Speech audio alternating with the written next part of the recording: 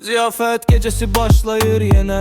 İşıqlar altında zərif addımlar, toy, nişan və özəl günlər üçün ən gözəl çantalar sizə doğru gəlir. Ziyafət çantalar, parlaq toxunuşlar, hər modeldə incə bir gözəllik var. Al əlvan rənglər, dəbli seçimlər, baxışları üzərinə çəkər hər an. Toy gecəsində fərqini göstər, nişan günündə zövqünü hiss etdir. Bu çantalar sadəcə aksesuar deyil, sənin tərzinin ən gözəl dilidir. Ziyafət çantaları özəl günlər üçün yaradılır, dəbli geyimlər ilə tamamlanar, zərif görünüşün yadda qalar. Parlaq və al əlvan çantalar naş, gözəl xanımlar üçün seçilər. Bir addımda diqqət sənə yönələr, tərzin hər baxışda hiss edilər.